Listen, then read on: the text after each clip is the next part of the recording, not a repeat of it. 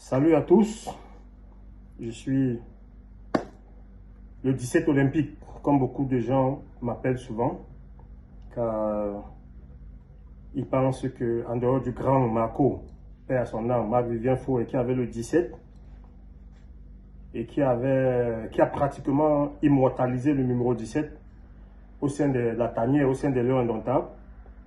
Et comme j'avais le 17 aux Jeux olympiques et qu'on a gagné la médaille d'or, beaucoup m'appellent communément le 17 olympique. Donc je vais me présenter désormais comme le 17 olympique. Cette vidéo déjà c'est pour faire le débrief des 3 premiers matchs des Lions indomptables lors de cette CAN. C'est pour se projeter aussi contre le match contre l'Afrique du Sud. Et éventuellement, si on passe l'Afrique du Sud, le Maroc. Et si on place le Maroc, l'Algérie. Vous voyez que c'est un combat, c'est tout un long, c'est un combat titanique. Dont nos Lions sont appelés à réaliser pour pouvoir remporter ces CAN. L'Afrique du Sud dont on parle là, comme on dit chez nous les Bamileke, Afrique du Sud tam ballon. Je vous confirme que cette équipe joue au ballon. Cette équipe joue au football. Ils savent jouer, ils sont bons, ils sont supérieurs à nous footballistiquement, techniquement. C'est des joueurs de ballon, comme on dit chez nous 2-0 au quartier. Mais, les petits, jusqu'à présent, je vais vous dire la vérité, disons-nous la vérité entre nous, Camerounais, dans les yeux. Et je vous dis aussi la vérité en tant que grand frère qui est passé par là où vous êtes actuellement là. Petit, le ballon là, actuellement, vous ne jouez pas au ballon. Vous comprenez, non? Je vous dis la vérité en face. Vous êtes conquérant, mais vous n'êtes pas convaincant. C'est clair. Vous n'avez encore rien gagné pour le moment. Vous avez fait trois bons matchs sur le plan du résultat. Mais sur le plan du jeu, du fond du jeu, disons-nous la vérité, c'est pas ça. C'est pas ça. Mais on n'a pas besoin de ça pour gagner. Et je pense que le coach sud-africain qui est là, normalement, dans un pays normal, on doit lui porter plainte pour un acte sportif. Hugo Boss, là, il était avec nous au Cameroun. C'est lui qui nous a gagné la Coupe d'Afrique 2017 au Gabon. Avec un football. Football défensif. Garer le bus. Attendre. On a été l'équipe de Hugo Boss, la Coupe d'Afrique 2017 qu'on a gagné là. C'est la plus mauvaise équipe des Lions indomptables à avoir gagné un trophée. Donc je vais dire que les Lions les plus mouilleurs qui ont gagné une coupe, un trophée, c'est l'équipe de 2017, avec le coach Hugo Boss. Mais comment se fait-il que ce même Hugo Boss aujourd'hui en Afrique du Sud, il joue le tiki-taka, à moi, à toi, donne, le tiki-taka. Quand tu vois l'Afrique du Sud jouer aujourd'hui, tu es content. Tu regardes le football avec fierté, avec gaieté. Donc c'est un coach qui nous a trompés. C'est un coach qui nous a abusés. Je ne peux pas comprendre que chez nous, ou alors on n'avait pas de joueurs, ou il a trouvé que bon, si on n'avait pas de joueurs, comment est-ce que Bassogog est sorti meilleur joueur de la CAN? Et en plus, Bassogog, tu sors meilleur joueur d'une CAN, et tu n'as jamais été un pro. Parce que quand on dit bien pro, il faut bien comprendre au Cameroun. Hein. Moi, quand on sort le langage, c'est pour que les gens du quartier comprennent. Parce que quand on dit bien pro, il faut bien comprendre au Cameroun. Hein. Moi, quand on sort le langage, c'est pour que les gens du quartier comprennent. Un pro, c'est celui qui joue dans les championnats en Europe, les plus grands championnats européens. Voilà ce qu'on appelle un pro. Maintenant, quand tu vas jouer ailleurs, là, tu es un pro de seconde zone. États-Unis, Amérique du Sud, Chine, Japon. Tout ça, là, il n'y a pas ça dans pro. Un vrai pro joue en Europe, Angleterre, Espagne, Allemagne, France, Italie. Voilà ça, on appelle le pro. Il y a la Champions League ici, la Europa League, la Bundesliga, la Premier League. Donc, comment se fait-il qu'on a eu le seul meilleur joueur d'une Coupe d'Afrique des Nations qui n'a pas été un pro ou dans un grand championnat européen? Mais ce n'est pas grave. On a la mauvaise équipe, la plus mauvaise équipe qui a gagné une coupe d'Afrique des Nations. On a le meilleur joueur de cette compétition qui n'a jamais pu être un grand pro. Et on a le coach qui nous a arnaqué sportivement en nous faisant gagner cette Coupe d'Afrique. Merci encore Hugo Boss. Mais qui va dans un autre pays, l'Afrique du Sud, depuis 2-3 ans et joue un football extraordinaire.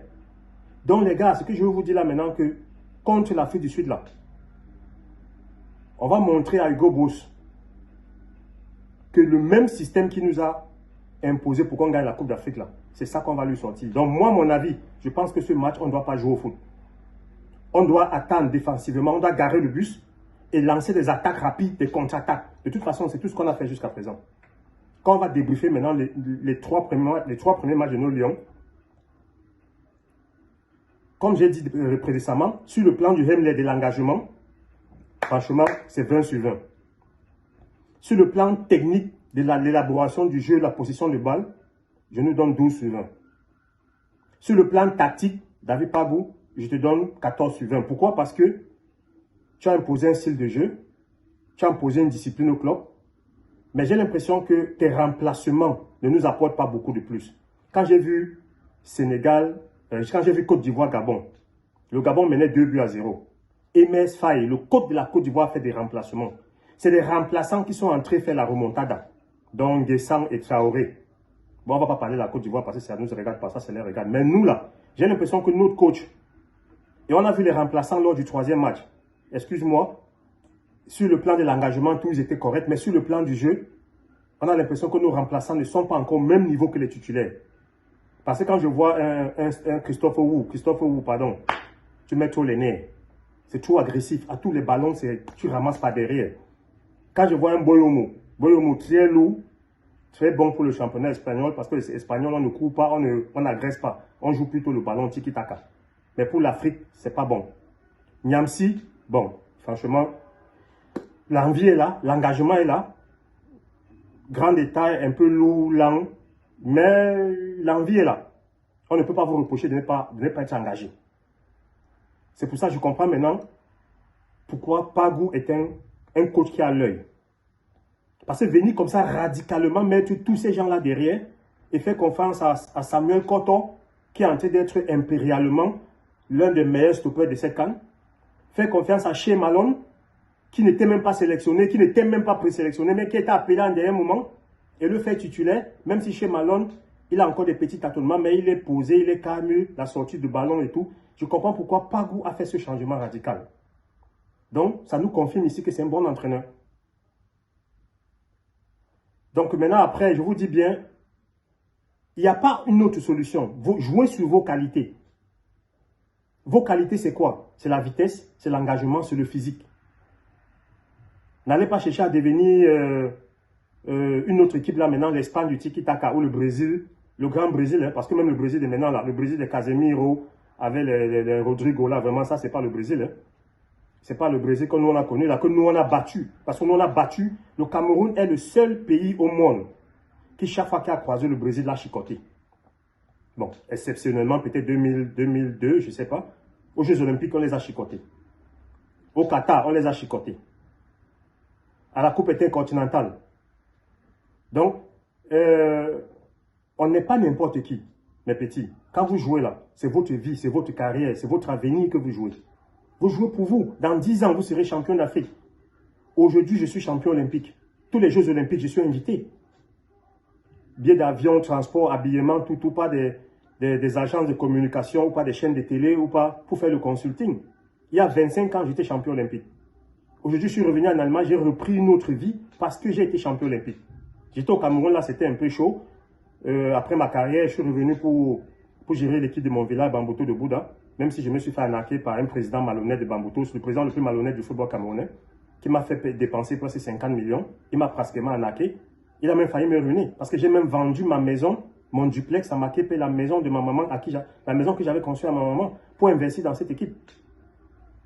Heureusement, Dieu merci que j'avais d'autres investissements que j'avais fait à côté, qui m'ont permis de repartir. Donc c'est pour vous dire que petit, vous êtes dans un milieu de crocodiles, de caïmans. Aujourd'hui, quand vous voyez Moukanjo sur les chaînes de télé, c'est parce qu'il est champion d'Afrique. Mais si vous ne gagnez rien là, demain, on va vous oublier, personne ne va penser à vous. Samuel Eto'o joue Samuel Eto'o par rapport à tout ce qu'il a fait. Il peut se permettre, avec sa popularité, de manquer de respect même au ministre. De dire au ministre que mon frère, non, le football là, c'est mon domaine. Tu ne me commandes pas ici. C'est la même chose que j'ai voulu faire à Yaoundé là-bas dans les 2-0 avec les ministres des DG, ils m'ont chassé. Puisqu'ils m'ont menacé, ils étaient obligés de fuir. Parce que je n'ai pas les longs bras comme Samuel Eto'o. J'ai aussi voulu faire comme si non, le 2-0 là sur le football, non, monsieur le ministre, tu peux pas me commander, monsieur le colonel, monsieur le général. Ils m'ont fait comprendre que non. C'est mes propres amis, les Wemelen, les Mabouan, qui sont me dit que mon petit, pardon. Le 2-0, là, il faut le laisser. Les grands ont dit qu'ils ne veulent plus te voir. Si tu continues comme ça, là, on ne veut pas qu'ils t'envoient en Kondengui ou qu'ils finissent avec toi.